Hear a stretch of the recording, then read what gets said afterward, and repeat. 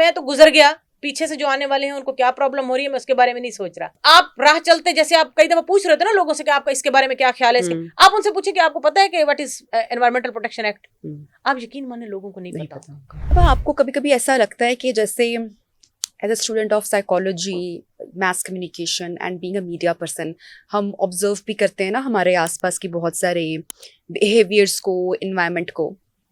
अब जैसे कि मैं पंजाब की बात करती हूँ, और ये मैं नहीं कहती, बहुत सारे दीगर लोग भी करते हैं जो जिनका ताल्लुक सिंध से है, कि पंजाब में बहुत डेवलपमेंट के काम हुए, इंफ्रास्ट्रक्चर पर जो है वो गौर किया गया।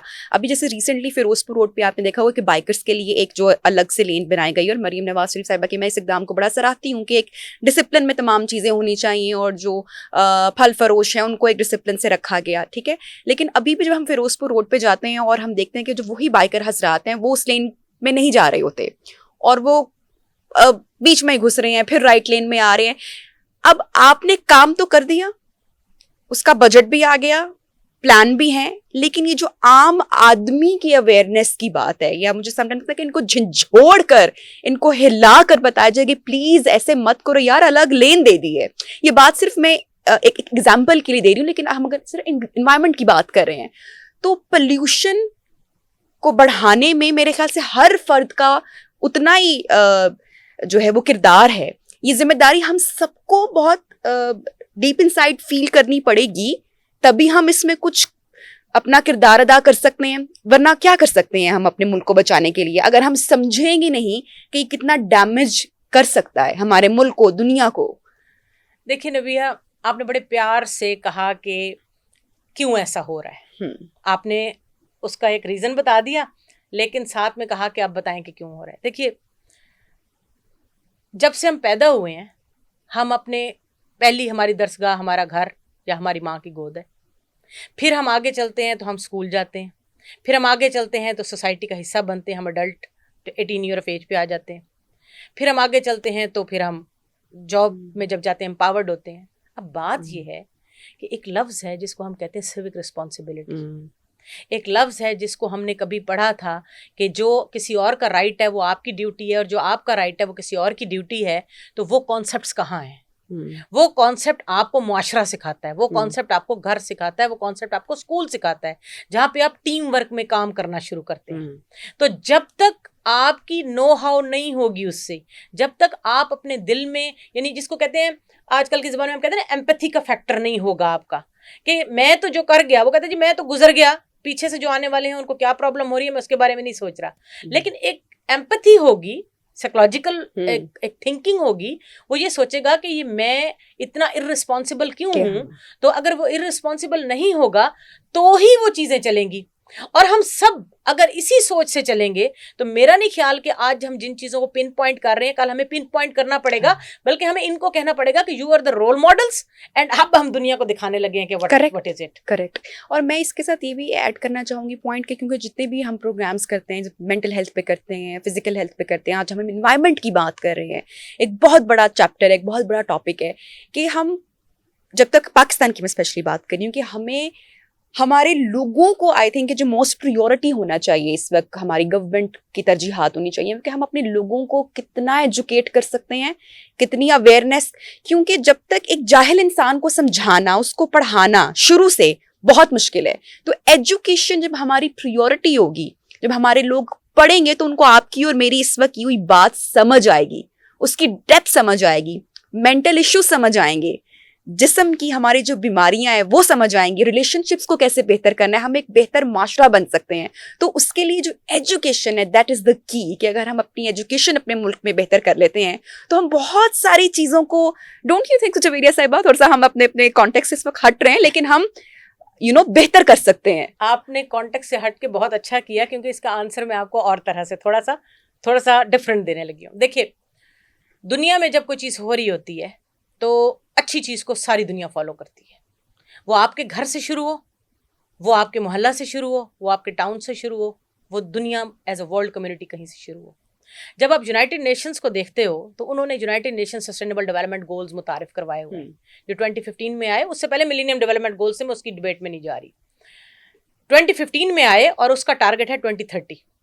We are in the last या डेकेड ऑफ क्लाइमेट एक्शन। तो वो जो 17 गोल दिए उन्होंने, वो यही कहते हैं। शुरू कहाँ से करते हैं? वो आपसे बात करते हैं जीरो हंगर की, पावर्टी की, नो पावर्टी की, फिर वो जीरो हंगर की बात करते हैं, फिर वो एजुकेशन की बात करते हैं, फिर वो इन रिड्यूस इनइक्वालिटीज़ की बात करते हैं, फिर वो आपके साथ इरिगेशन एंड फ्रेश वाटर की बात करते हैं, फिर वो आपके साथ रिन्यूएबल एनर्जी की बात करते हैं, फिर वो आपके साथ रिस्पॉन्सिबल कंजम्पशन की बात करते हैं, फिर वो आपके साथ स्मार्ट सिटीज़ की बात करते हैं, फिर वो आपके साथ क्लाइमेट एक्शन की बात करते हैं, फिर वो आपके साथ लाइफ ऑन लैंड की बात करते हैं, फिर वो आपके साथ लाइफ बिलो वाटर की बात करते हैं, फिर वो आपके साथ कोलैबोरेशन पीस एंड जस्टिस की बात करते हैं। और 17वें गोल पे आके वो कहते हैं कि let's collaborate and gate engage in partnerships for those things. तो पहली बात ये है कि जब लफ्ज़ वो क्लाइमेट एक्शन मैंने बोला ना, वो चाहिए हमें। आपकी गुफ्तगू और मेरी गुफ्तगू जो है, ये एक क्लाइमेट एक्ट है, जिसको आप एक कह सकते हो कि जी आज हमने वो काम किया जो दुनिया में भी सराहा जाएगा कि क्लाइमेट एक्शन के ऊपर बात हो रही है। सो वर्कशॉप्स का होना, कैंपेन्स का होना, वो गवर्नमेंट लेवल पे हैं, वो स्कूल लेवल पे हैं, वो आप टीवी एंकर्स के तौर पे कर रहे हो, आप या मैं एज एन इन्फ्लुएंसर, हम कहीं जिसको कहते हैं कि कोई स्मॉल वीडियो बना के पोस्ट कर रहे हैं, व्लॉगिंग कर रहे हैं, कुछ भी कर रहे हैं, everything is going to be counted. अब मैं उसको मीडिया में ले आती हूँ। अब मीडिया में क्या है, प्रिंट और इलेक्ट्रॉनिक की तरफ पहले चले। प्रिंट मीडिया में वो कहते हैं कि अगर आप लेटर टू एडिटर भी लिखते हो, सोशल आर्टिकल भी लिखते हो, तो it is also climate action, कि आपने उस बात को उजागर किया, जिन तक रसाई नहीं थी वहां तक पहुंची। फिर मैं आ जाती हूँ आपकी उस जगह पे जहां पे आपकी और मेरी तस्वीर नहीं आ रही, रेडियो की तरफ। अब रेडियो पे भी ऐसा ही है। आप देखिए कि वहां हम उन लोगों की आवाजों से इतने मानूस हो जाते हैं कि हम उनको सुनते हैं।